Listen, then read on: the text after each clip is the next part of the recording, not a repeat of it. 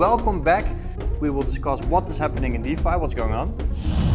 We will explore together why DeFi is a paradigm shift in the financial industry as we know it today.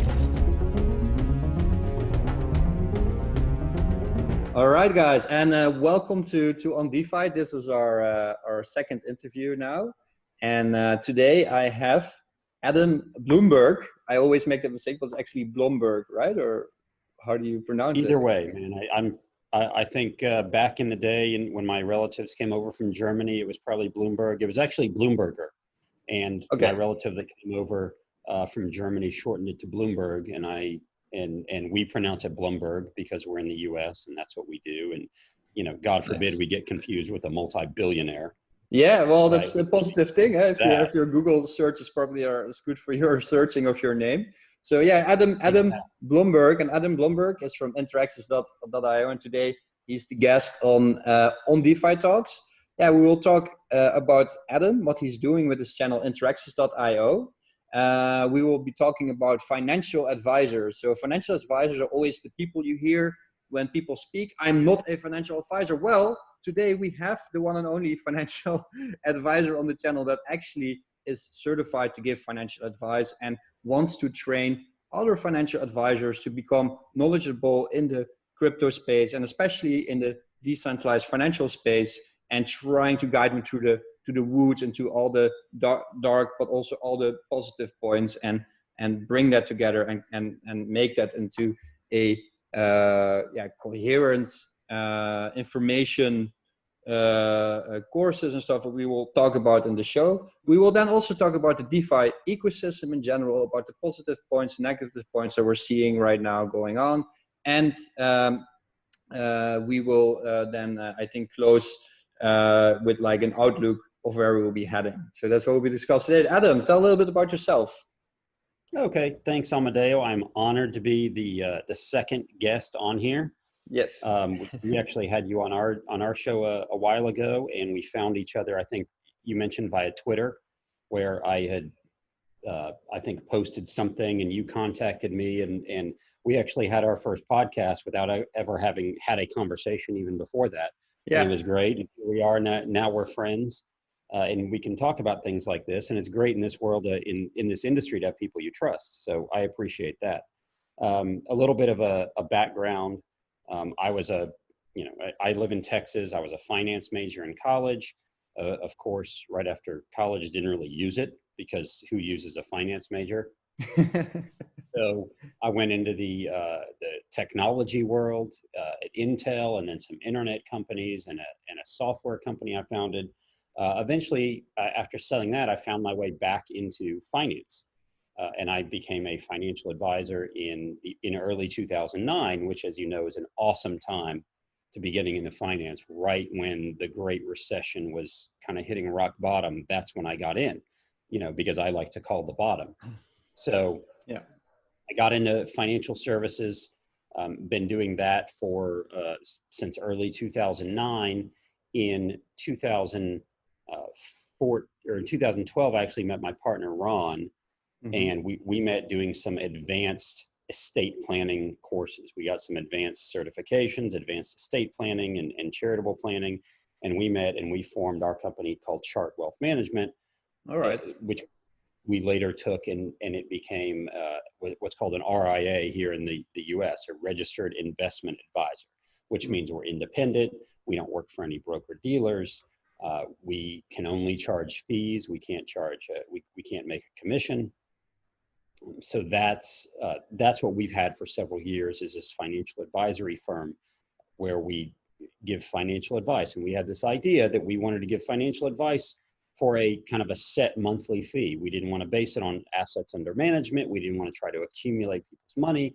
We thought, in the interest of being a fiduciary, in the interest of taking our clients' best interests in mind, we wanted to charge them a monthly fee and say, look, we don't care if your assets, we obviously want them to grow, but we're going to help do whatever is best for your financial life. That's what you're paying us to do. You're not paying us to grow anything, because then we might not make the right decision for you and your family. Therefore, in 2017, I got introduced to cryptocurrency because, again, my partner Ron kept talking about it and talking about it and talking about it until finally I had the usual financial advisor answer, which was, yeah, Bitcoin is crap. I don't understand it. It's going to go away. It's not even real. But kept watching it, tick up in value in 2017. And then finally I decided to buy some, but then I realized it's really expensive, and silly me, I went on a Coinbase, and instead of Bitcoin, I bought Ethereum. I only bought it because it wasn't worth as much. And I thought if Bitcoin had this big run, then maybe ETH will have this big run. So I bought some, and it went, it nearly doubled in the weeks after I got it. And I thought, this is so easy. We're just going to keep doing this.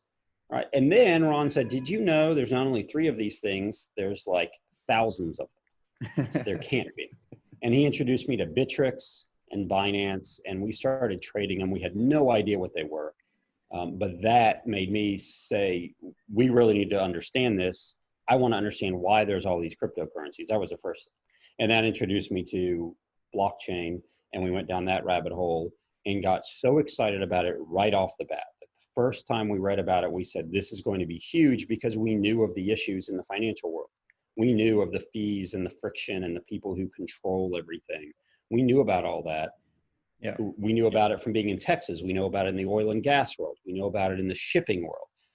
And we said, this is going to be huge. But early 2018, there weren't enough people that were that interested to put money into it from their businesses. That was our big thing. This is going to be huge for shipping companies. This is going to be huge for oil and gas companies. But they weren't ready to put any money into it. So we just kind of waited, and then we talked to people about it, but they got tired of hearing about it, right? Because we're in San Francisco, we're not in New York, we're not in Europe, like we're in Texas. They want to buy land, build things on it, or drill holes in it. That's all they want to do. So we didn't have a lot of people that were interested in talking to us until early 2019, when DeFi started to make a big push. Now DeFi was big. Now you can actually make loans to each other. There was peer-to-peer lending out there. There were security tokens. There was the kind of the beginning of things like Augur was moving out there. There was DAI had a little bit of a run, and we had seen it maintain its stability for a while. And that's when things got really exciting, and we started speaking at conferences at that point. And then it was probably September of 2019, which, my gosh, wasn't even a year ago, that we said, you know what, we get on this whiteboard back here and we explain financial concepts to people all the time. It's a beautiful whiteboard, by the way. It's huge, huh? Oh, it's huge. Yeah, we had someone put it in the whole wall. Wow. Right? If I could have a whole room of whiteboards, I would do it, because that's how we've always explained things to people. And when our clients, when we do that, they get it, whether it's talking about their estate plan, their tax planning, their investments, whatever it is. When we do that, they get it. It makes it so much easier. So we thought, why don't we just do this? Ron had the great idea, said, let's just put it on YouTube. Did you know you can do that? And I naively said, there's no way. Like, I'm not showing people how to put on their makeup, and I'm not showing them my cool, trendy clothes. And, I don't have that much talent. So people are not going to watch this. And we did it, and people kind of like it. Like, the way we explain things is just different than going deep into the technology. And it's talking about it from the perspective of why it's important, how it relates to traditional finance or traditional business, and why you're going to see this in the future, why this is going to continue to be something important, and you need to at least understand it enough to pay attention. Yes. Yeah, and that's also how I found you guys. So like when I indeed reached out to you on Twitter, this was in the making of DeFi 101 and 201. And maybe it was a little before, because I'm a consultant. I work for different companies, and I'm a developer. And I saw, DeFi also already coming for a long time, but nobody was really interested in it. But then I saw your cool videos, and you really, like, in bite sizes of videos, you explain pretty complex concepts to understand. And for me, it was also very interesting, because you were explaining concepts that for me else would have taken me maybe hours or days to learn. You explain it in like a 30-minute or even sometimes 50-minute video really quickly, and it really helped me to construct some of my lectures during DeFi 101 and 201. I also have, I think, some links in the courses itself linked back to some of your videos. So yeah, thank you for that. It's really helpful. So you basically became active in crypto in 2016, right? 17. 17, yeah. So 17. Then you bought Ethereum and all that, and you were like, wow, this is interesting. What is use case? You're like, wow, this bigger companies, they want to park their money, so maybe crypto is a way to have part of their wealth in there. It was a bit hard, right? But now with DeFi, you see more and more interest, and you basically founded from your advisory company.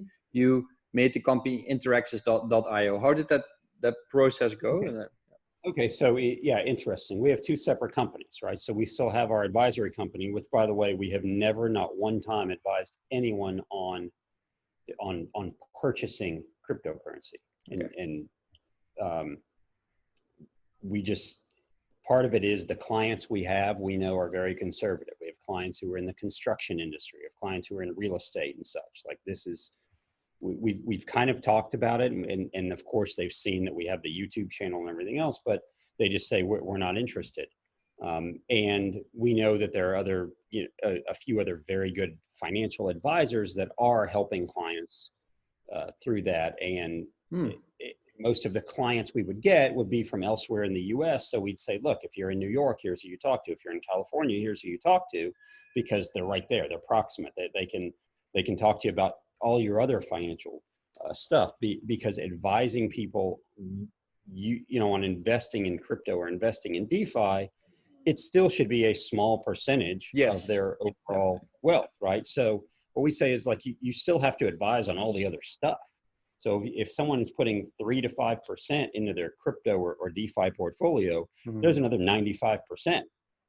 That we still have to manage. Now, and the question is, okay, are we prepared to manage all that for you as well? And if you don't live here, not that you always have to live there, because as we see now, it's much easier to be remote and still be someone's advisor. But 2.5, 3 years ago, it wasn't that accepted to be a remote financial advisor. Now, of course, everyone, by default, it's a remote financial advisor.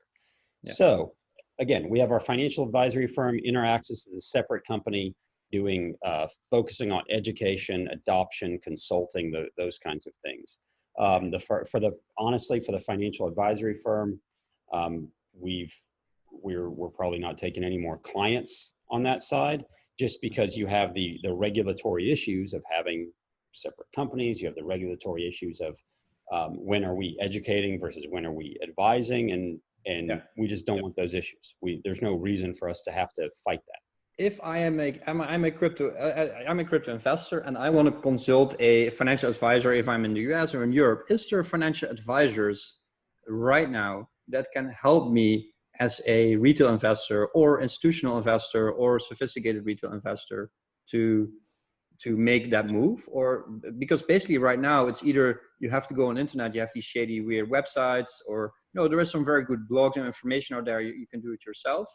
But I don't know any professional financial advisors right now. No, there are very few here in the States that understand it enough to be able to have the conversation with you, right? And the few that do, that we know of, and we're happy to put anyone in touch with them if they contact us. The few that we know of here in the States, they know it really well, but they have several clients who invested really early and just have a lot of wealth in crypto. Just like if you happen to invest in Facebook really early and you have a lot of wealth in Facebook, it's the same thing. Then you go, okay, now what do I want my financial plan to be? Because most people are not saying, look, I want to put everything I have into crypto or into DeFi. It's how does it fit within your overall portfolio? There are very, very, very few advisors who have the capability to say, we're going to talk about it. We're going to talk about how it fits overall based on your risk profile. We're going to have conversations about rebalancing.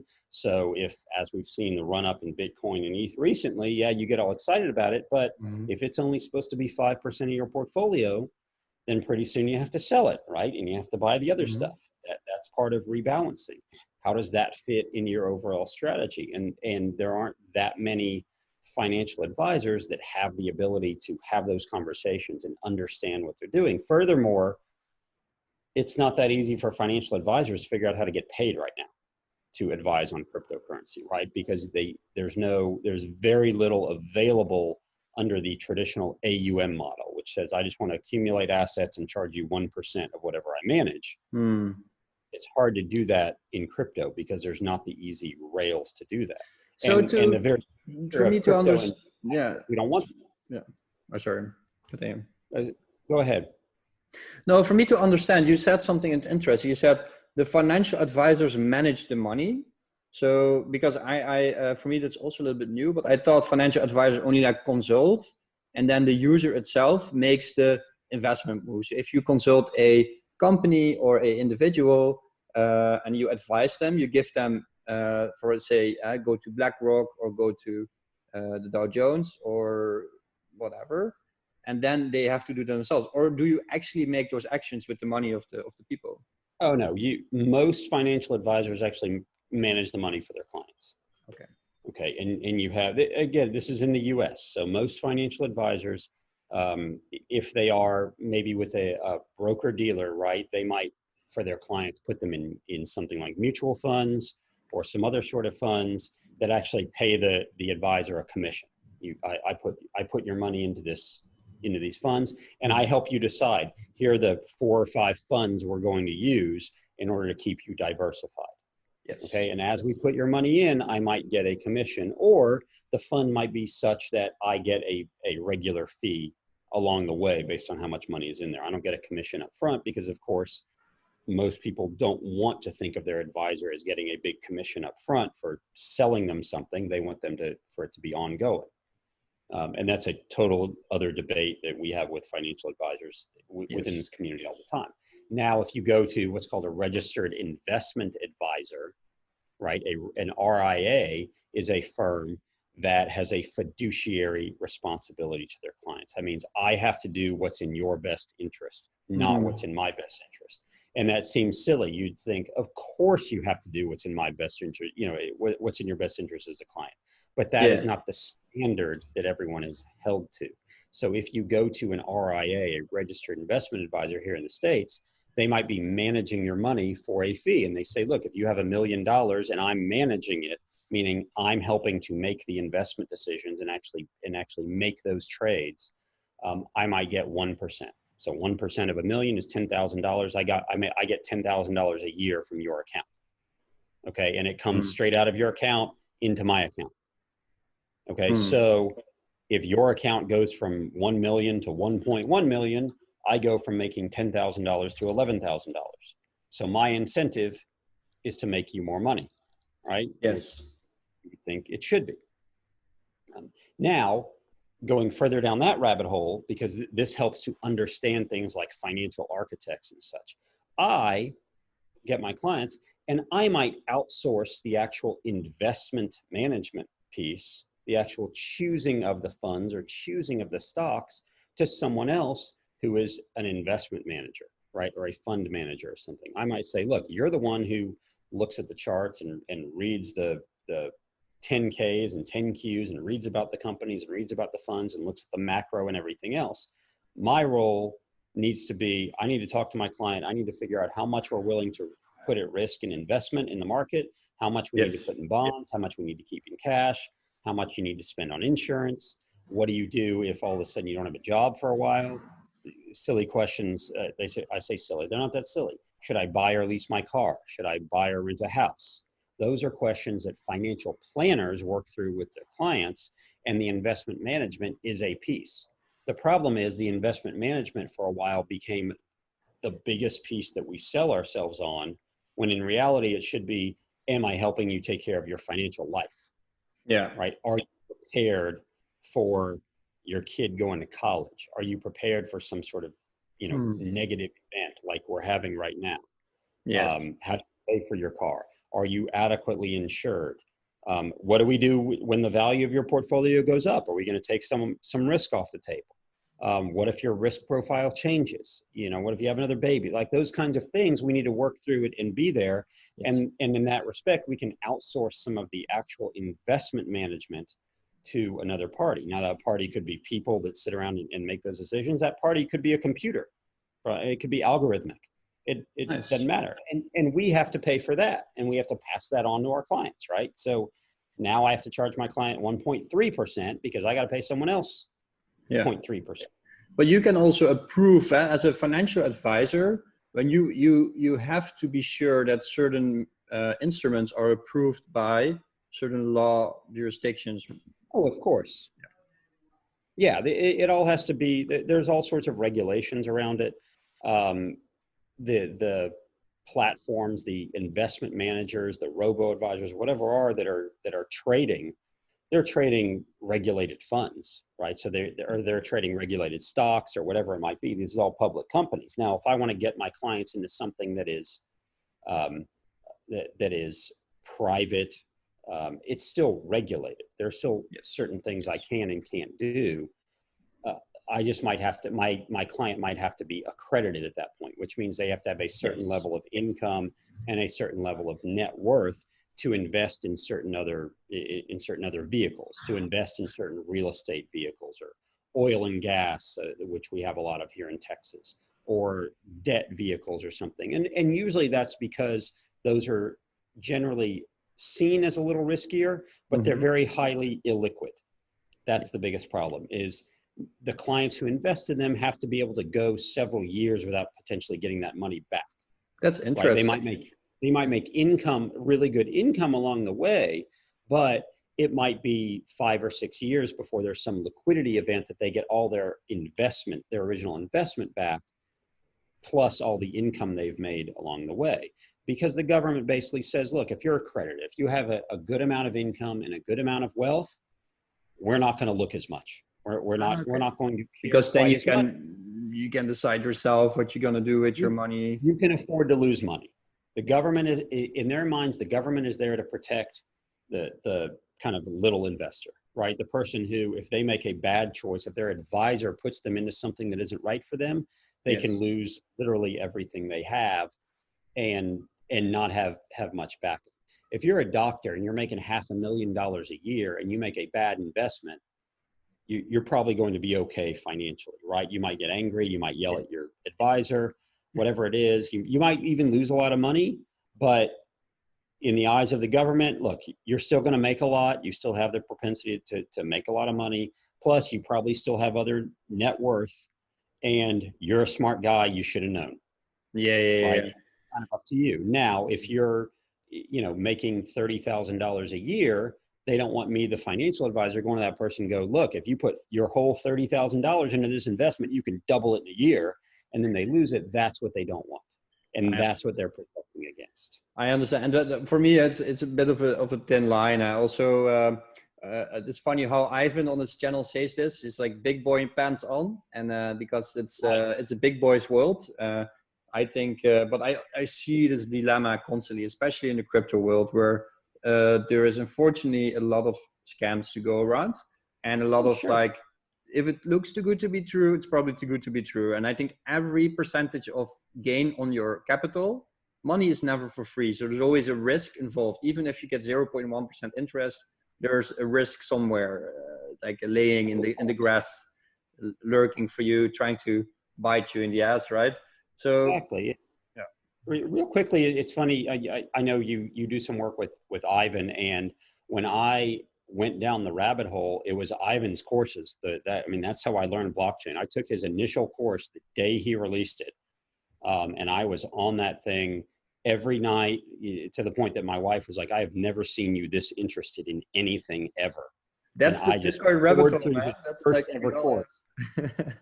Yeah, right. It's the big rabbit hole you go into. It sucks you in. It's so much information, and that's also what we see now. Like it's still it's quite interesting. So you were also programming then a little bit if you did the courses. No, okay. I did. I started down the road of the programming course, and man, programming is not for me. I'm a big picture kind of person. I mean, we get in the weeds where we have to on some of this tech here. My partner Ron, he's learned a lot of programming. Yes. That's his kind of thing. He's a detail person, so we couldn't do what we do at Interaxis without both of us. Ron has to do so much of the research and understand. Right now, at this moment, he is researching every stable coin out there, because we're going to have a whole week or 2 weeks on stable coins. Nothing but videos and stable coins, because there's so many of them, and they work in different ways. And he's just, he texted me last night at midnight, said my head hurts from reading this stuff. Yeah. Especially those papers. Some of these papers, what I see in the world of crypto, but also in the traditional financial world. I was talking to a friend of mine, Andre, from Opium Protocol, and he worked for Aegon and managed 30 billion in a fund for pensions in the Netherlands. And he also says it's the same even in the traditional finance world, where you see risk are being wrapped around, like you see a percentage of gain, and there's always risk wrapped around it. So the higher the gain, the more creatively they put the risk somewhere else. So if you see a stable coin with a huge percentage gain and say, it's very safe, probably not. There's probably somewhere a risk that you're not seeing, or maybe you always need to look at the risk reward ratio. So as a financial advisor, and I hope it's a very noble goal, and I hope there's certain products that you can advise right now. I know there's different, for example, a crypto hedge fund where you need to be accredited investor to enter. And I think you probably, if you don't advise people on crypto as also today, you just educate. But if you would advise people to get into crypto, to learn about crypto, what would you advise them?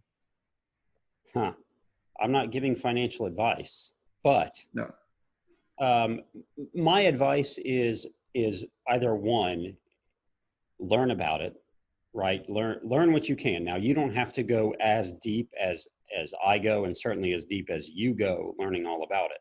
But understand, as you said, what the risk is, what the reward is. You're not getting into it for 100x your money. If you go into a crypto hedge fund, once you understand the tech, and this is the important thing, and this is why we're trying to bring this to everyone. Once you kind of understand the tech of Bitcoin and blockchain, and then you move on to Ethereum and smart contracts and DeFi, and then you can even look at some of the other coins, you can look at them and go, here are the ones that I think might have some value to them, right? And then you can look at the different crypto hedge funds potentially and go, what is their thesis? What are they invested in and why? Are they only in Bitcoin? Are they only in Bitcoin, but they're trading it at certain levels? So they're trying to beat the actual growth of just holding Bitcoin. Are they in several different cryptocurrencies? Are they trying to be early investors in some of them? Do they have a certain thesis? And we're seeing more and more of that. Early on with crypto hedge funds, it was, we're going to buy the top 10, or we're going to do some research on these certain 4. We're going to look at some that have some privacy components, or we're going to look at the macro picture and invest based on the world macro picture. And we're seeing some now that are hedge funds and venture capitalists and such that are really going down to the granular level, reading the white papers, meeting the teams, and investing in some that they think actually are providing and bringing real value to the world, and going, we can get in on this so early that not only can we participate, but we can actually help drive the direction that they go. Yeah, that's actually taking voting proxies. Like, I think hedge funds have also the responsibility, and then in this case financial advisors, because they then may be managing some of the capital allocations of these people or individuals, and this has to be seen. And there is of course a lot of different feelings to, but also I feel it's also a little bit similar, because let's say you advise a person to get into a stock, and maybe this is a pretty high net worth individual, and he has a lot of these stocks, and who decides what to vote on, for example? Is that the financial advisor, or is these voting proxies asked to the investor, or how does that normally go? Well, look, if I have a client who's invested in some sort of stock based on probably what an investment manager chose, because I don't pick stocks for anybody, because that's not my thing. I'm not good at it. We're not good at that. But if someone owns a stock, there's a 99.999% chance they never vote on anything. Okay. Right? They either do proxy, but for the most part, people want to think that you own a piece of stock and you get to participate in the direction of that company, but there are big stockholders. That, you know, there are pensions, there are hedge funds, there are activist investors, there's other funds that own so much of that stock, you don't really have a say. It's not like a bunch of shareholders are going to rise up and decide what Apple's going to do. Yeah, you can also see this, unfortunately, now also for a Maker or other protocols, even Compound, or we will dive into that in a bit. But what does the law say about like these voting proxies? If you manage money for somebody and there is a voting right, you probably need to inform the investor, and that's it, or you obliged to? Yeah. So the investors, if they're in a stock, they will usually get something in the mail. I mean, look, we still use the mail, right? They'll usually get something in the mail that says you can vote on, you know, it's the shareholder meeting coming up. Here are the things we're going to vote on. You can vote, or you can vote by proxy. You can have someone else, you know, basically do your voting for you. Right? Those are the choices you get. I think the modern crypto funds, I've gotten tons of those in the mail, and I shred them right away. I don't care. My vote's not going to matter all that much. A lot of it is electing the board of directors and such. I know, but I think in crypto, and looking ahead, I think this might change a little bit. And I think that for modern crypto hedge funds, they probably need to make a portal where the clients will have a say in it, or like have a transparent way of like, this is what we're doing, probably in like investor newsletters saying, hey, we are active investors in MakerDAO, for example. We're active investors in Compound.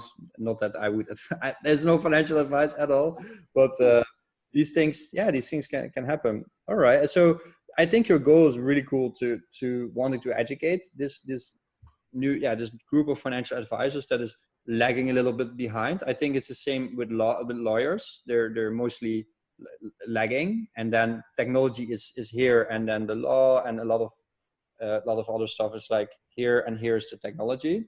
And I think this mostly happens also probably in the traditional financial world, where there's a lot of very exotic products that the law or financial advisors don't really. It's a bit of a gray area probably, and this is the same with crypto now. It's going to be a while before a lot of advisors come on, because look, it's in reality, like we said, it might be 3 to 5% of people's portfolios. How much, as a financial advisor, how much time are you going to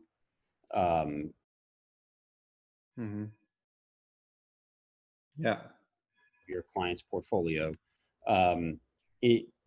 And it's a whole new tech to learn. It's not even like you are trying to learn, you're trying to learn just about oil and gas investments or real estate investments. You have to learn literally new technology around a new form of currency. You have to learn more about custody.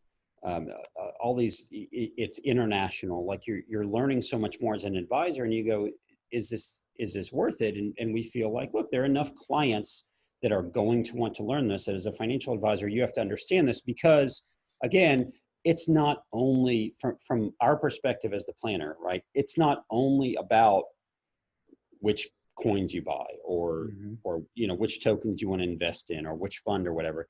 You need to learn, as the advisor, you need to learn about things like custody. You need to learn that if your client buys it on Coinbase or Cash App or something else, based on what they're looking for, do we move it to a hard wallet? Do you move it to an Ethereum wallet? Do they have a smart wallet that they buy with, and how do they do that? And what kind of risks are there with the private keys and with the seed phrases? How are you backing that up? What's the estate planning like? Do you have someone, if I die, can my wife get to my crypto?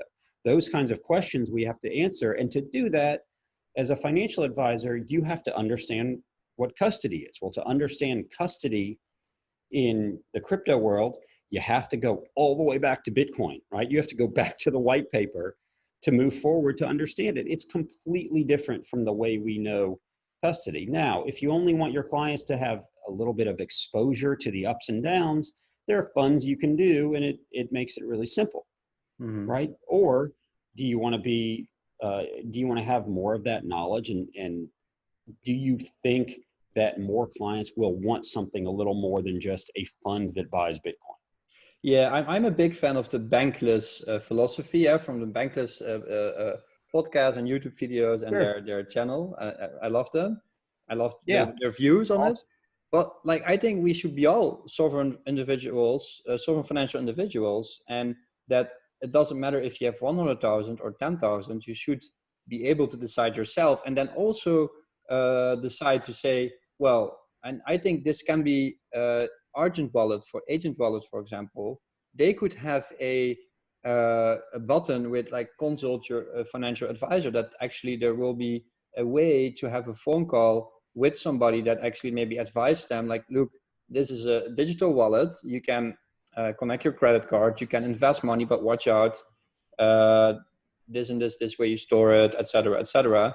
And is that something you see, or is it, it's going to be more? I think that's something. I think a lot more people look. The idea of being of bankless, okay, and we love it, and we've been privileged enough to actually be, written an article for the bankless newsletter on looking at it as a financial advisor. Nice. A big part of the problem is here in the US and you in the EU and such, you don't need it, right? You don't need DeFi for anything. Our banks work just fine. Now you might complain and bitch and moan about fees and complain that I can't move money on a weekend or something else, but for the most part, your money is safe, right? And we talked about that. What is the risk versus how do I keep my money safe? Well, for the safety of keeping my money in a US bank, I get virtually no interest. But for a lot of things, that's something I need, right? How often do I need to move money anywhere in the world on the weekend in a matter of moments? Right? Yeah. It's not very often. And so what kind of risk am I willing to take? So yeah. The thing is, the DeFi world and the idea of being bankless, one, appeals to a lot of people who don't have bank accounts, haven't had bank accounts, haven't been able to participate in the world economy. And that is what is so exciting to us in the DeFi world, is the increased participation in the world economy. Mm-hmm. The fact that someone who doesn't even have a bank account because maybe they know that the banks in their country are corrupt, maybe they know their government's corrupt, whatever it might be, well, now they can hold DAI or USDC or something in a crypto wallet and actually make a loan or borrow money. Yeah. Or get to their family or friends, or invest in something. They might have no concept of investing because they've never been able to do it. If you've never bought stock before, if you've never invested before, how do you have any idea what it is? So we in DeFi go, oh, by the way, if you download this wallet and put your DAI in it, now you can, participate in yield farming. It's awesome. You can make 18%. And they're just like, well, I don't even know what you're talking about. Yeah. Well, I think it's important. There's like hyper financial inclusion. Well, I think there's two parts of this. I think on the one hand, we have the hyper financial inclusion, which is very important. But on the other hand, it's also making the financial infrastructure more efficient. I worked for banks and insurance companies, and the financial infrastructure is terrible right now. And I think with DeFi, we can make the current financial infrastructure much more efficient than as we have it today. One other part I want to ask you, like you say, okay, where do you store your crypto? But apparently, since the 22nd of July, there was a letter from the OCC, that's saying that banks can now hold Bitcoin. I first was very, very positive about it. I was like, wow, this is so amazing. And I started reading a little bit deeper, and I was like, wait a minute, does it now mean that, for example, you as a financial advisor, when you hold money for other people, hold crypto for other people, that you then need to have a banking license or all that? It's yeah.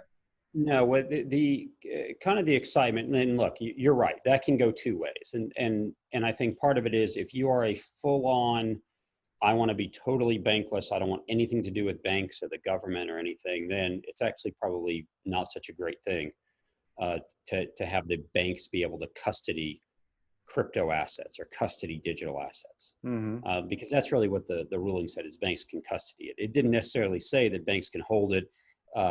Because now, as a hedge fund, do I need to have a banking license or not? No. No, because it's just a matter of where you hold it. So an example is this. Our clients on the financial advisory side, the custodian we use is TD Ameritrade. Mm-hmm. Okay. We don't hold our clients' money. Our clients don't want us holding their money. That's not our job. Okay. You don't want that. There are big custodians that are, that's what they do. And a lot of them are actually banks, right? They have banking licenses and such, and they hold all the assets so that I can say, look, if Chart Wealth Management and Adam and Ron go away tomorrow, TD Ameritrade has your stocks. They have your funds. I don't have them. I can't up and leave the country with them. TD holds it. So now what it's saying is, okay, TD Ameritrade they can hold crypto assets as well. They can hold digital assets. The federal government has kind of said, you're okay to do that. Now the question is, okay, does that hurt the decentralized finance world or does it help? Well, it helps adoption, right? Because now if you're an institutional investor, if you're a family office, if you're anybody and you're going, well, I wasn't sure about this because I've heard about hacks and I've heard about people stealing money, people stealing, and I go, but now that my bank is actually taking care of it and they're holding it, well, now I'm willing to invest some money into crypto, whether that's in holding Bitcoin or ETH or whether that's in DeFi. I'm willing to do that because now my bank, which has, national regulations, federal regulations, they have more security that they just have to have. They have insurance and everything. I feel comfortable with them holding it. Okay. They have potentially more adoption because there's a level of comfort with having a government.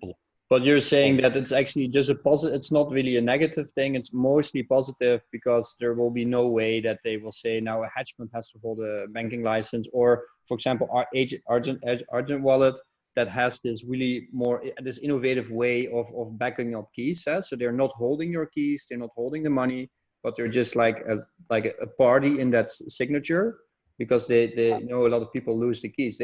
They don't need to have a banking license then, or that is still unsure. Well, I mean, look, I think it's unsure, and I'm very much not an expert in banking licenses and necessarily who has to have one. It doesn't seem like it's something where they flip it and go, because we allow banks to hold crypto, anyone who holds crypto has to be a bank, right? Yeah. That did not flow from the letter. What it tells me, or the way I think of it is, okay, banks can now hold crypto assets. What banks are probably going to do now is just go acquire crypto custodians and acquire exchanges. Why wouldn't they do that? Why are they going to build their own technology? Why not just buy the company that already did it? What it also says to me is probably someone like Coinbase is more likely to just go get their banking license if they want to. Yeah. Right. If JP Morgan doesn't come in and buy Coinbase outright, then Coinbase is just going to be a bank, because why wouldn't they be a bank at this point? It doesn't make sense not to.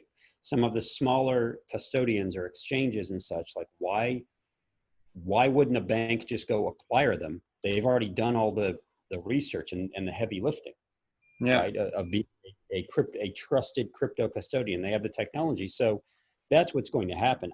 I think is you're going to see this M&A, this mergers and acquisitions world, but both, basically in the US, of banks just going and buying custodians, because why wouldn't they at this point?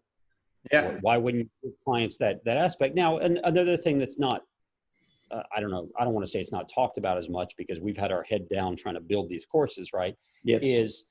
Is now you also, crypto assets are not, as you know, only cryptocurrencies, right? They can be security tokens, they can represent real estate, and they can represent companies, and they can represent bonds and whatever else you want them to. That now becomes a bigger deal because cryptocurrency is like this, it's very small compared to real world assets. When you start tokenizing real estate and bond products and bond services and everything, now you have derivatives. You can tokenize that and a bank can hold it. Now you've just, people who were skeptical because they said, well, I don't want to invest in this real estate fund because it's tokenized, I don't understand it, it's held at this weird company that I've never heard of. And you go, no, it's being held at JP Morgan or at Wells Fargo or something. They might go, oh, well, if they're taking care of that part, I'm not as concerned about it. I don't care that much. And then you take it a few steps further and go, oh, well, if JP Morgan Chase is custodying my security token, are they more likely to give me a loan using that security token as collateral? Probably, right? Are they more likely to see that as part of my deposit there? Probably. Okay, so you have the idea that now we might have security tokens that are held at banks, gets people more comfortable, and you have this, I don't want to say it's a boom in security tokens because you only have so many things to invest in, right? It's just a matter of are those denoted with big stacks of LLC paperwork, or are they denoted with crypto, with tokens that are on chain? Yeah. You go, okay, once they're on chain, then can I trade them now? Yeah, right? and yes, we can, and let's segue into that DeFi. We talked a lot about it already around it, but like really now the ecosystem, right? You're saying like real world assets and all that. We need, in my opinion, like DeFi is very interesting, and there's a lot of things going on. But as you say, these announcements that actually the market pumps on only will actually work out when it's not just us selling tokens to each other. It needs real world assets, I think, and I think you agree with that, right? Or what is your view on the current DeFi ecosystem, and where do you see it going? I will give our opinion, and it's ours, Interaxis only. It's not everybody, and I'll preface it by saying we might be totally not looking into the future quite enough, and I get that, and we're jaded a little bit by our more than decade in the traditional finance world. But the current DeFi environment actually bothers me a little bit. And the reason is because it went from this idea of helping people be bankless, right? Helping people that either didn't have bank accounts or didn't want bank accounts or just wanted a system where I can more easily send you money. You're in Amsterdam, I'm in Houston. I can send you DAI in a matter of moments without touching my bank. I can get on my Argent wallet and do that right now. That is cool. I can lend you money. We can create a smart contract. I don't have to know who you are. My wallet can lend money to your wallet. We lock up collateral in a smart contract. We decide the terms and it just runs. That is cool. It went from that to being all about how much yield I can generate. And it went there very fast. Yeah. And the question is, okay, how is that, if we really follow it back, how is real yield being generated? How is there more money being created other than the value of the tokens going up? Because as far as I know, there's not a lot of people borrowing money using DAI as collateral, using ETH, BAT, whatever it is, and going out and buying real estate. They're not bringing value in from outside the blockchain into the blockchain. And there's not a lot of new users. The data show that there's not a lot of new adoption. So where did that come from? Where all of a sudden is the yield farming happening, other than to say, if the value of the tokens goes up because demand goes up, because we're all trading it back and forth, then I make more. It's not even paper money, it's digital money in my wallet. But if everyone tries to get out at the same time, it's going to fall. Yeah, so yes, that of course is true. But of course, I as I explained in the courses, when the yield was not as high as this right now, it's getting parabolic. It's getting very insane, and that's because of some protocols that are distributing value. And I actually have a thesis on that and a view on that.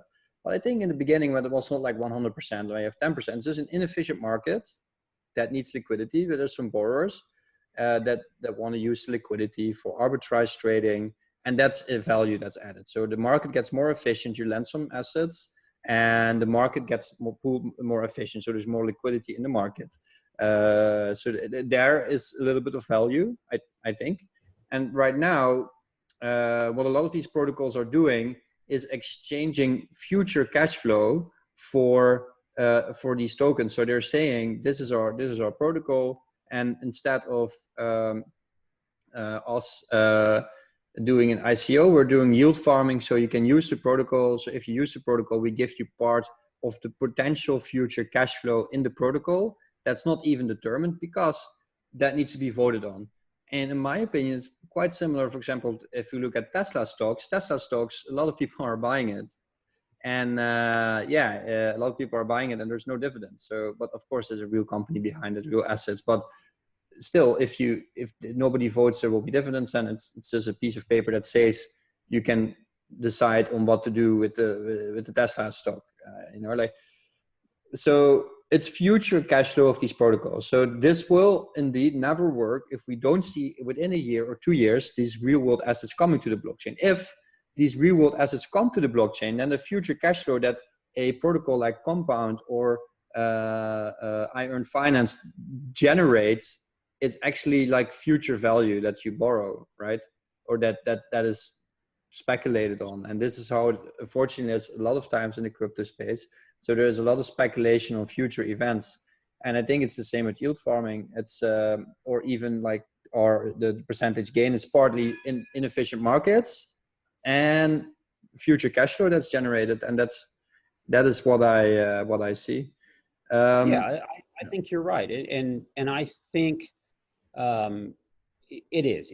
It's part of my problem is there's been such a focus on it, and now a lot of developers are turning to building applications that are strictly focused on yield farming because that's kind of the thing to talk about right now. That's trendy, whereas there has to be more focus on getting more people involved, on getting more adoption of the ecosystem, because if you don't have that, all these future cash flows aren't going to materialize. Well, it is happening.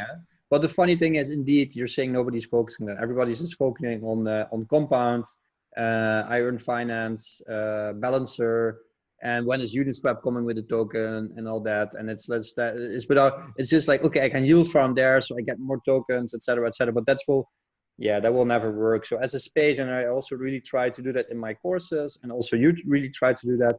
Yeah, how can we press it forward? I think, trying to build real life use case. The nice thing about this yield farming like craze is there's finally some money again in the market to raise and actually for good products. Like you see some products like Gnosis or Augur or Claros that are actually also a token project. They do betting markets, for example. And I think that's a real life use case. Or Centrifuge that's now like trialing real world assets on the blockchain and using that as collateral on the MakerDAO blockchain. So that is coming, but it's still very small. Like if you see the 4 billion, how much actual value is in there? Yeah, well, inefficient markets, there's probably quite a bit of value because the market is really inefficient. So if you lend money for people that do arbitrage, there is money there. So there's maybe a couple of billion, or I don't know. And the market is certain size, and it's probably real value in it, but not that much yet. Right. And I think that the problem is, one, a lot of people that come into the market right now are going to get hurt, right? Because they're just going to buy a token, thinking it's going to go up from $50 to $2,800 in a matter of moments, and they don't really know what they're doing or even why. And to me, that's part of the problem, is they don't know why. And in that respect, it's no different than ICOs, right? It's people just seeing these wild rides, wanting to get in on it. And it just so happens that there's a way to do it where you don't necessarily have to go through the banks and everything. The same things we saw in the ICOs, we're seeing now in DeFi. Now, it might just burn itself out. Right? You might go, my gosh, we can't do any more of these. It doesn't make sense. It might take someone going, wait a minute, why does Compound need a token? Why is Compound token worth like $1 billion? Just so you can have governance?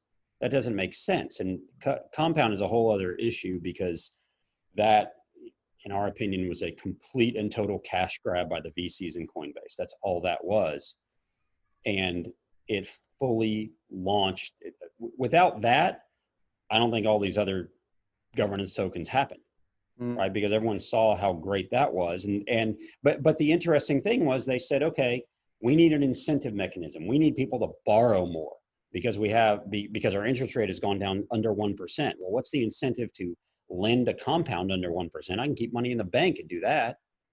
Well, they said, well, to do that, we have to have more borrowers. How do you get more borrowers? You got to give them some incentive. Let's give them a token. Let's give them a Compound token. And by the way, we can make that token live and available and tradable day one. That's what we're doing.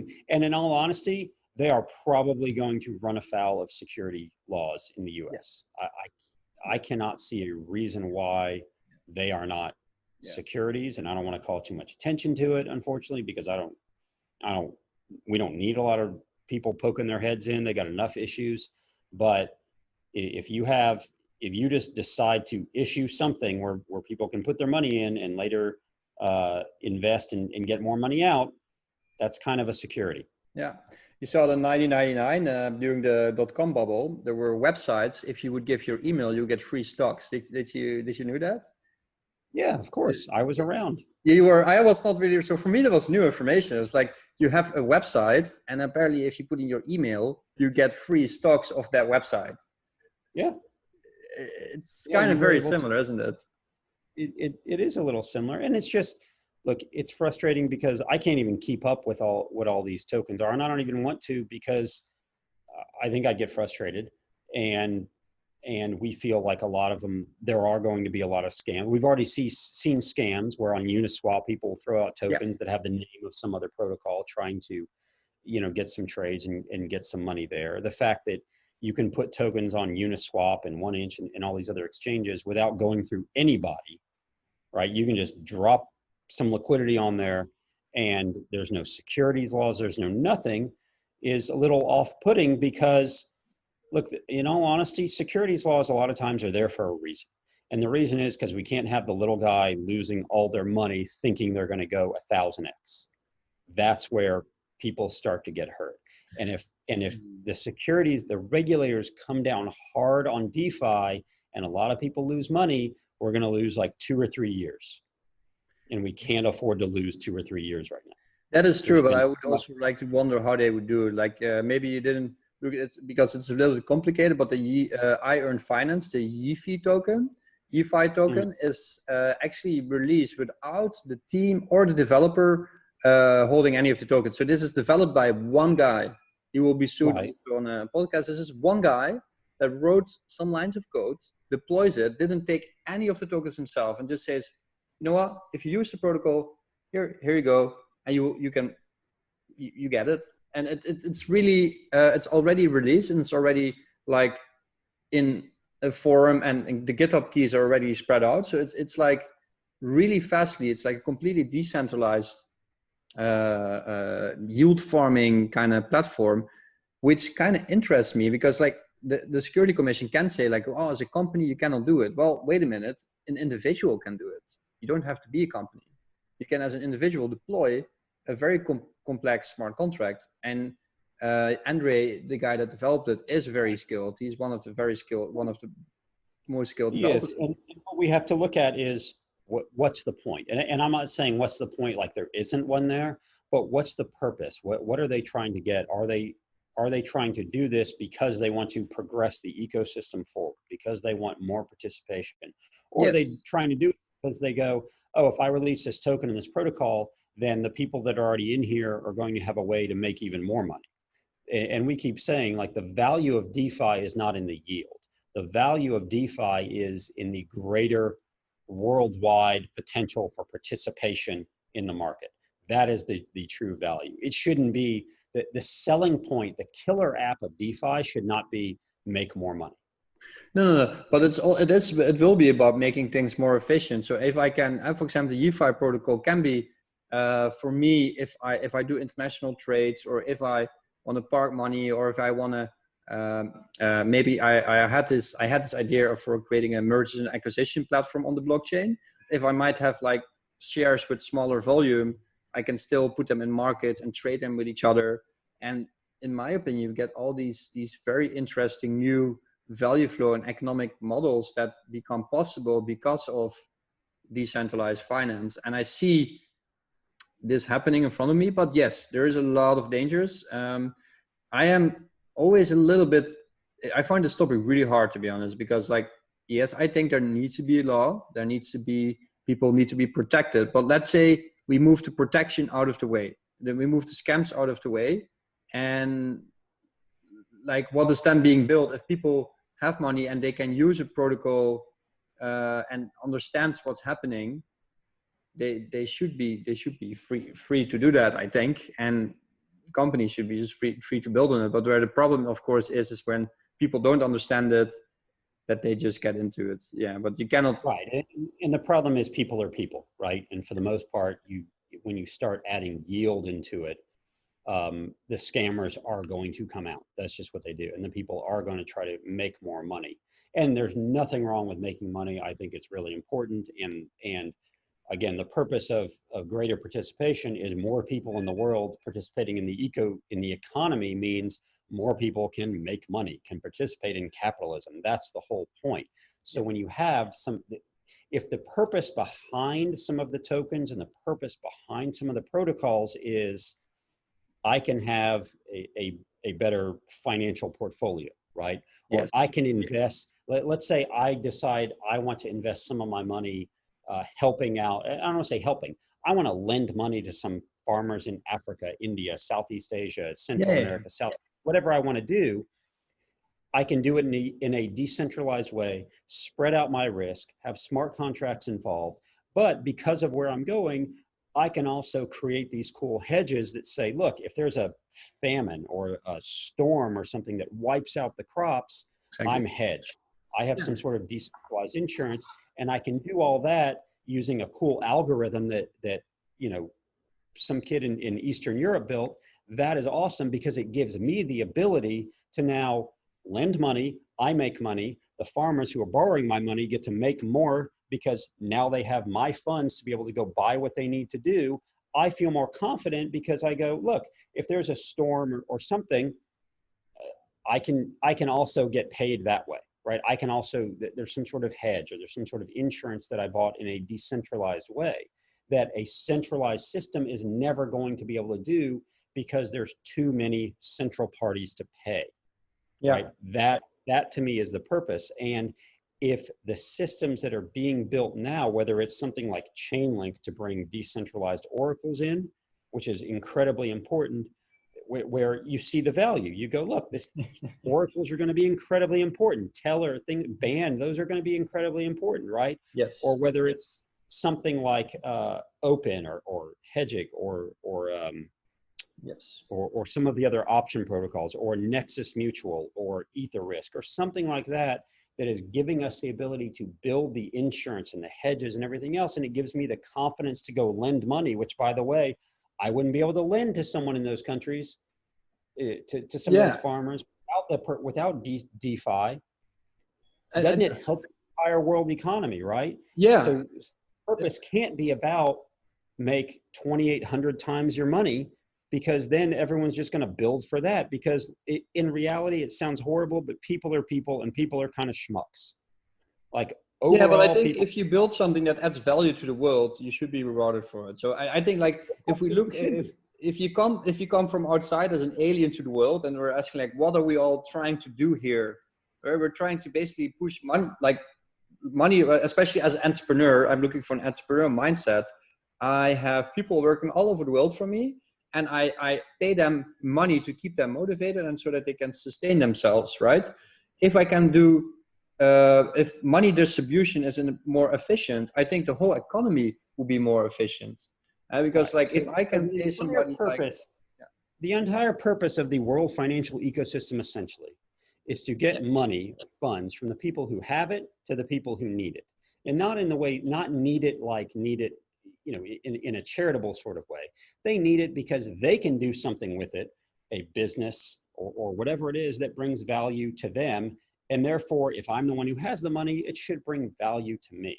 And the connecting of those two is what DeFi can do. It connects the people that have the money with the people that can use it to propel the economy, to propel their own economy, and therefore helps the world, right? And again, this is not a charitable thing. It's, look, if I can make a loan to someone in another country, I should be able to get a higher interest rate for that because I'm taking on more risk, but that person might not have been able to get a loan without me.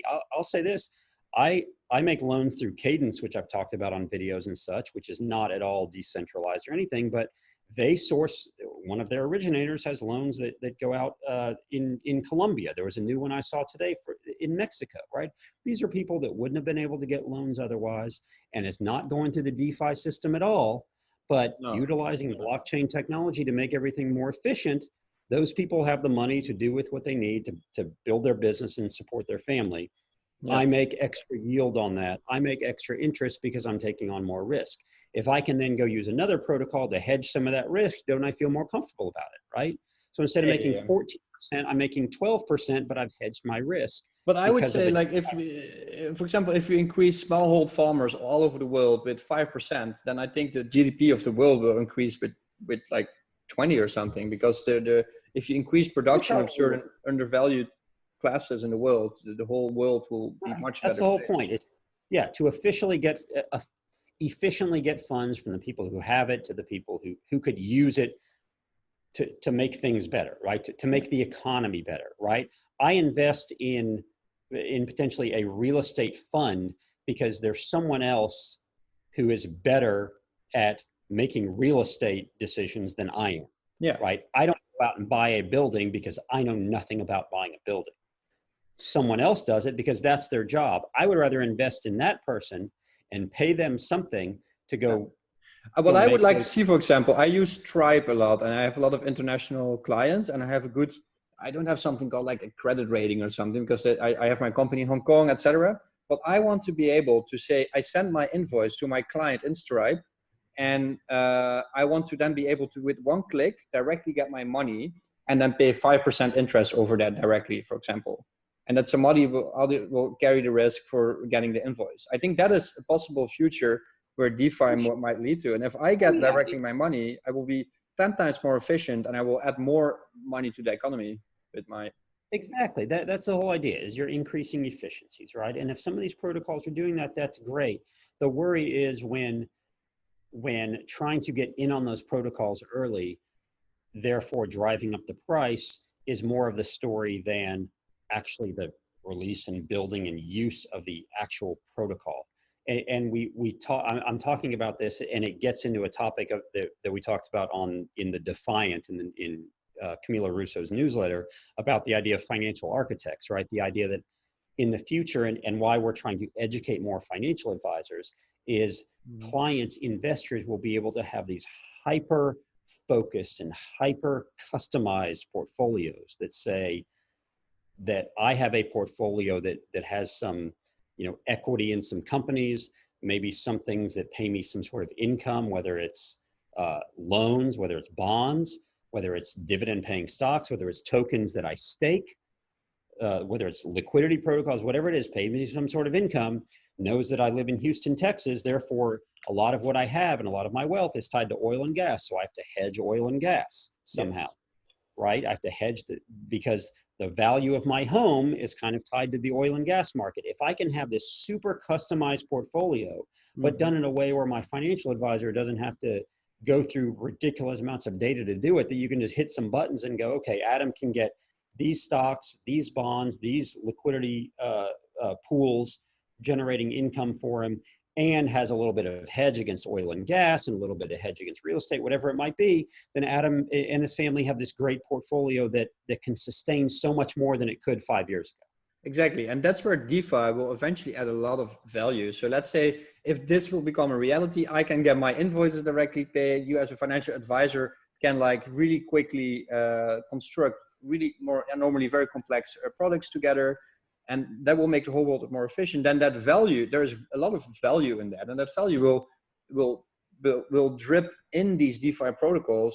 And these tokens that normally the middleman that makes so much money on all these products, they will be reduced, but there will still be value in that, and people will pay percentages to manage those infrastructures that will sustain that. And I don't think personally, I am also not a super big fan of Compound, but for example, ON-DeFi or the YeFi token could play a role in that. So people are speculating, I think, that these protocols where they do future cash flow off, that they potentially play a role in this DeFi Lego where it's now being built, and they're just exchanging future cash flow for and it needs to be now it goes too crazy. because already some of these tokens were worth billions of dollars, which is insane.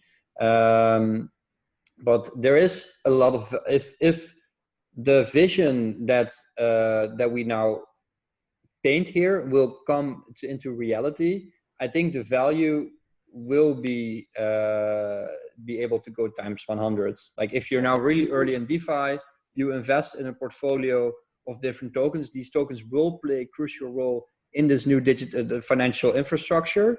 Yeah, of course. Then you will probably make the 100x.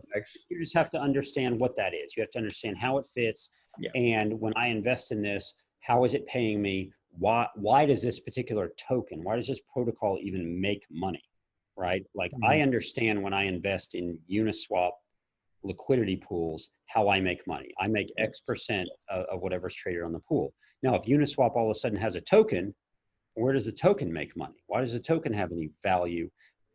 Different, because the beauty of Uniswap was you had the fees go directly from those that are making the transactions to the ones who provided liquidity, right? There weren't any stops in there.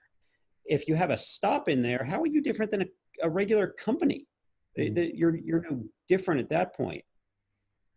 That is completely true. That's a very good point, actually, to be honest. You're a bank. I mean, you're just you're a typical exchange at that point. Now, if you decentralize. Well, that being said, there is some money being lost because also in Uniswap, for example, the money that is mined with comp tokens, they just, I don't know what happens to that, but that is what Iron-Finance did. Basically what they did with their token was, wait a minute, we have these pools, but these pools actually along the way, they're generating these tokens that are actually not really worth that much anyway. Yeah, that's true. So it's right. Yeah. But again, that's where I said, Ron and I might be a little bit jaded by our years in traditional finance, because we've said there's no way Compound token should be worth $1 billion. No, there's no way. Governance of a decentralized protocol, we don't think should be worth $1 billion or whatever it is. And that's why it feels like it was Coinbase, who was an investor in Compound, Coinbase's way to get out. Right, because they listed the Compound token almost immediately on Coinbase, right? They haven't done that with any other DeFi tokens right away. They listed it almost right away, which brought money from the outside, from U.S. bank accounts into Compound, right? It was a way out. Okay, then everyone else started to do it. But I also read something that Cooper wrote, I think, DeFi Rate, that was talking about the idea of governance, of the new value of governance. And there's going to be this idea of governance having more value than it does now in the current stock markets.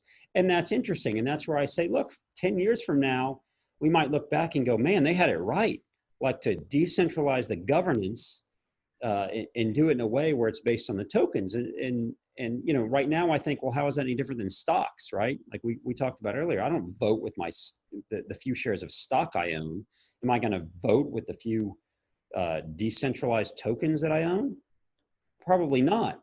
But someone might figure out a way to proxy all these votes and go, look, we're going to, we'll pay you for the right to vote your tokens, and therefore propel the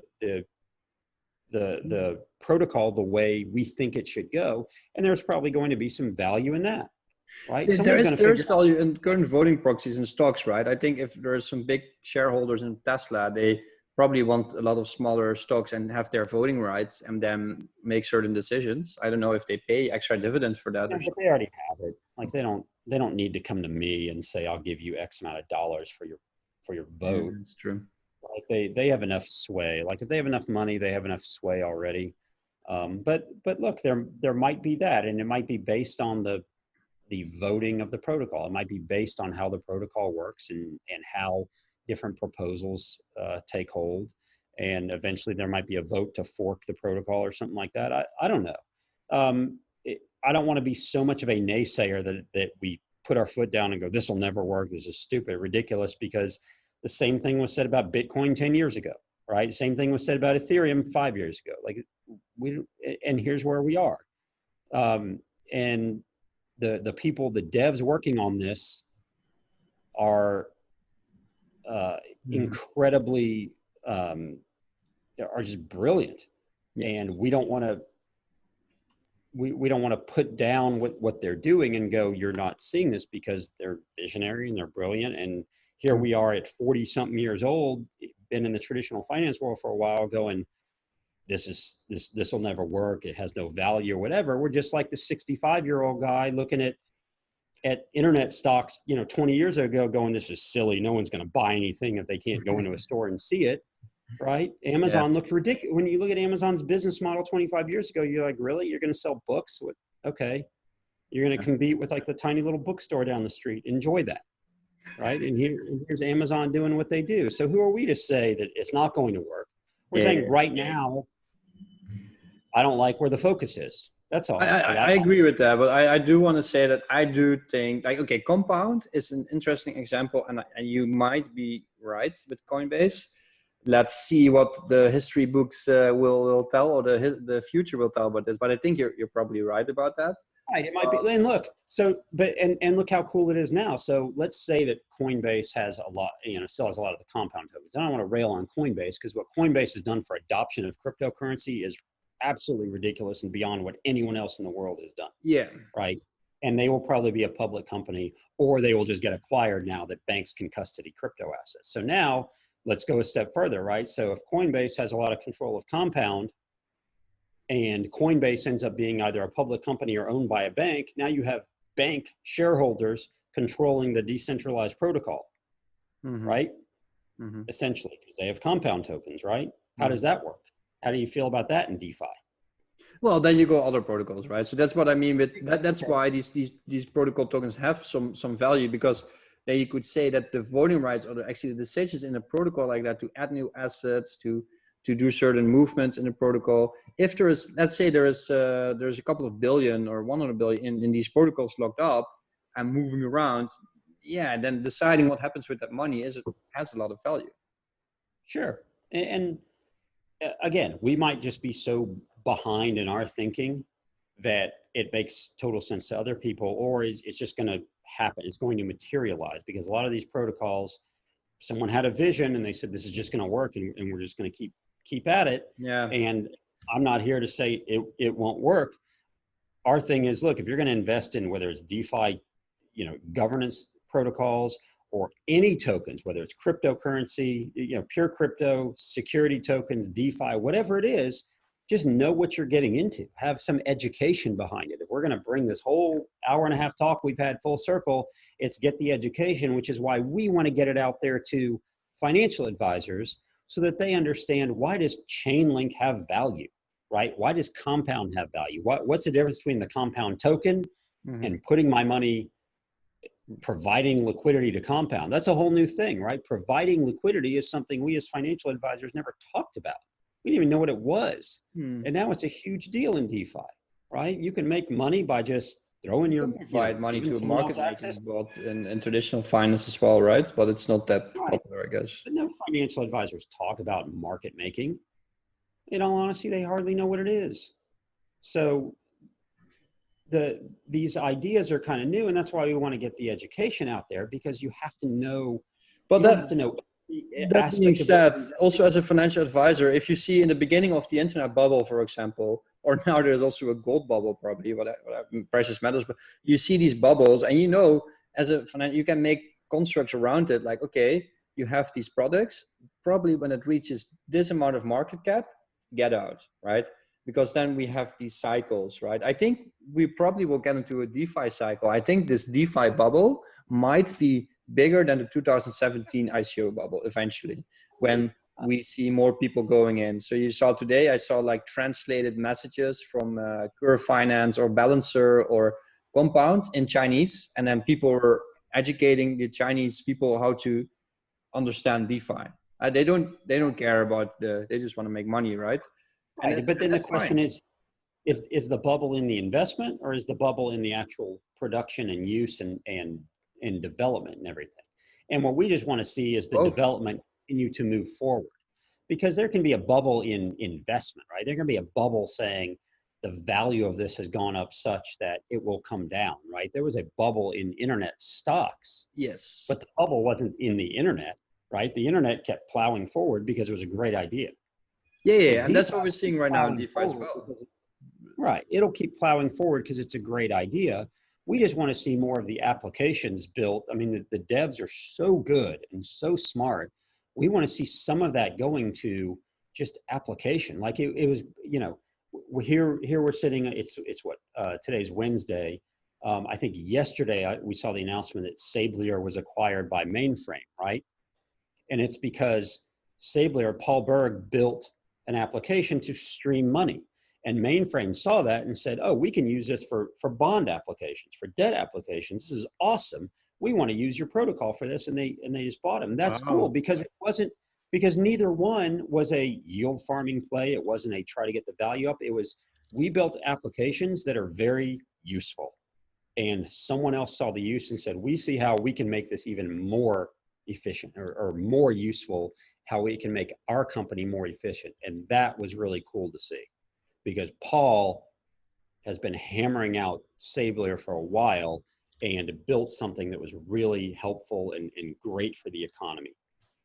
And Amazing. Someone else saw that and bought Sablier, bought the protocol, and what they're going to do is really interesting because they saw something that not a lot of others did. That's really interesting. I didn't know this. Yeah, let's link to that article in the description below. Like Sablier, what's the name again?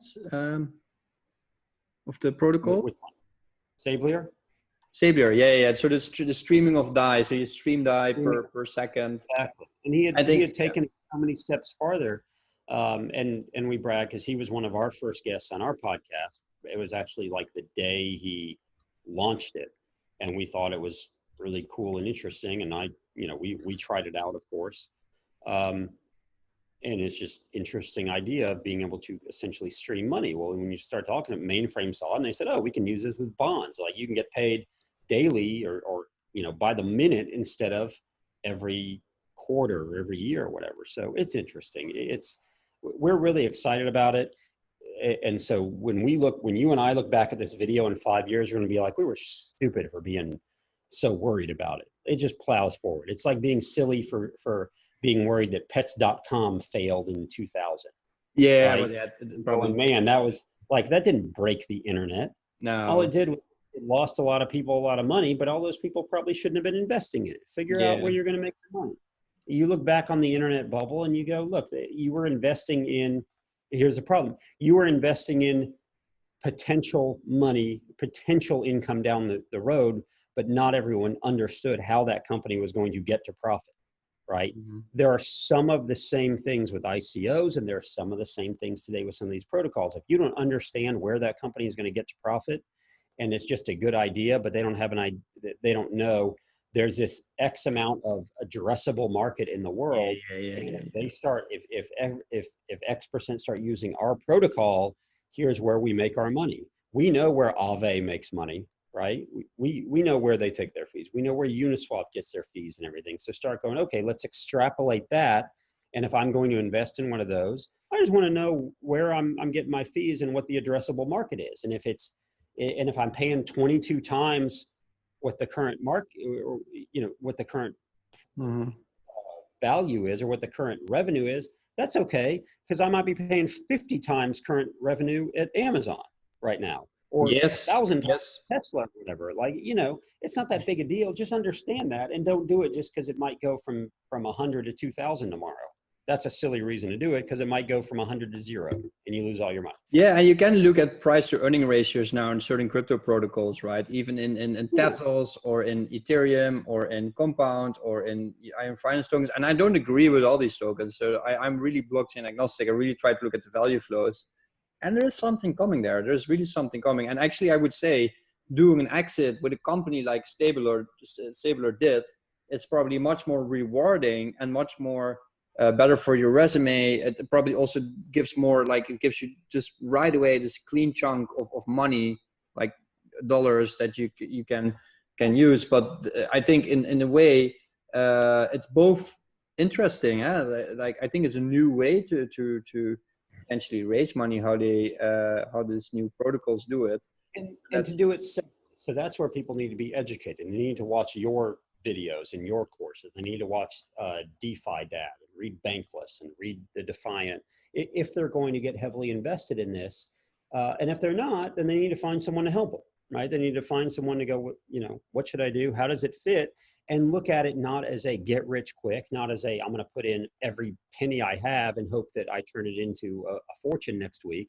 But it's a, okay, this is going to be a piece, and I understand how I'm a part of the early part of this ecosystem, and I could lose it all. But I want to know how I get involved and how I get to contribute. And the way Ron and I decided to contribute was by education, because I don't know how to code, and I found that I'm never going to learn, but I know enough to do the research and understand that the technology we're dealing with is really cool and revolutionary. Yes. And people building it are unbelievably brilliant. And if I'm going to put my money on anything, it's going to be those brilliant people. Yeah. Right. And I want those brilliant people to keep moving things forward and not focus on how they're going to exit. That's all. Exactly. Yeah, I think you know that. So this was a very nice long interview. So to close off, I think we all need to start. We have the educators that need to educate people about the different protocols, and hopefully you can educate and reach as many financial advisors as possible to educate all of them. So the whole space will mature actually faster. And I think also for me, in my role as an entrepreneur and developer, I think we need to start building protocols that make sense and start bouncing ideas. So like on the iPhone Tech forum, I bounce ideas, but I also have a lot of other forums where I bounce a lot of ideas, Reddit, Twitters. And I actually have a couple of ideas that I'm about to execute. But right now, my head is exploding because, as you said as well, the information input. But I do see a lot of opportunities. So right now, I will be investigating a mergers and acquisition platform on the blockchain.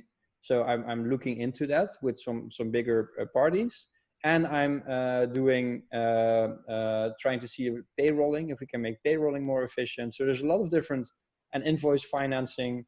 So there's a lot of different angles that I see. Whoa, this will be super amazing. I just want to click and get all my money from my invoice, or I just want to, if I buy or sell a company, if I sell my company, I want to see, hey, who's this guy? Or if I invest in a company, in a startup, you can track all their accounting and all the. So there's a lot of opportunities that And what we want to say in terms of getting financial advisors educated. Again, we know a lot about financial advisors in the U.S. We've had people come to us and try to train us on new technology or more importantly, new investments in the past. So we know how that works. We want to help advisors in the EU. We want to help advisors in Asia, whatever it might be. And if all those financial advisors, if they're going to look at this and say, this is just a fad, it's going to go away, it's not a big deal.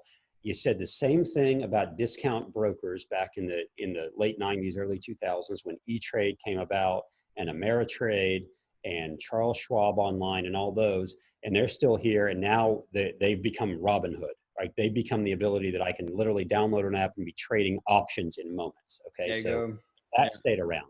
You didn't the crazy ones, right? What's that? To the crazy ones. Yeah, but you didn't think robo-advisors would be a big deal several years ago. They're huge. People love robo-advisors, and we actually tell clients to use robo-advisors a lot. So financial advisors didn't think those would be a big deal. They're still around, and they're huge. And they're huge because they provide a great service. So if you're a financial advisor and you don't think crypto and digital assets and DeFi is going to be around in several years, you're going to be left behind if you don't learn this. But it's a new technology to learn. You have to learn new things like how custody works. You have to learn how DeFi protocols are going to be valued, what they're providing. You have to be able to read a white paper and understand why some token has value or why some project has value for your clients. And that's what we're trying to educate on, because again, if you think this is going away, there is 0% chance that this is going away. Yeah, I do 100% agree. The genie is out of the bottle.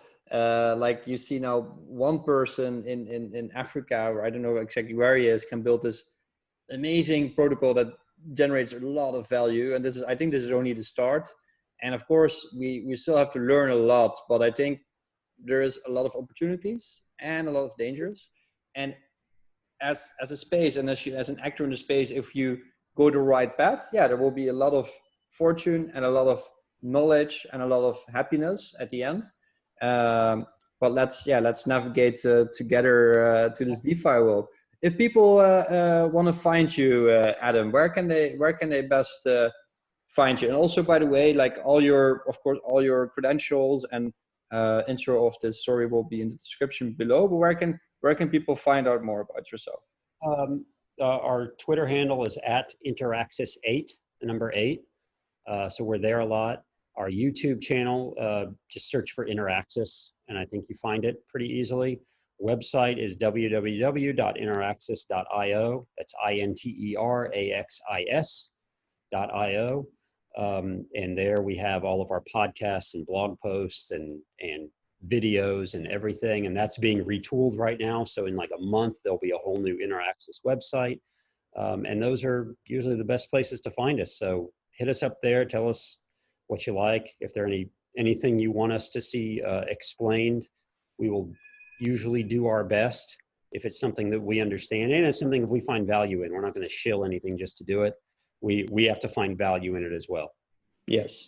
Well, that's amazing, man. Like it's again a pleasure to speak to you, and let's hopefully do this again in some time and see where we're at then.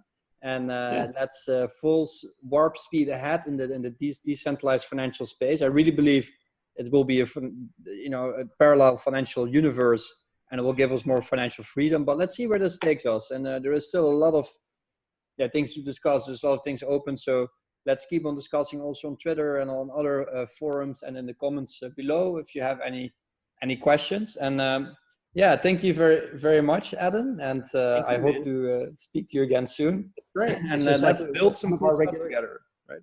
Yeah. One of our regular conversations that we usually have, we just happen to record it. Yes. Amazing. Thanks very much, Adam. And I appreciate it. Thank you. Bye, guys.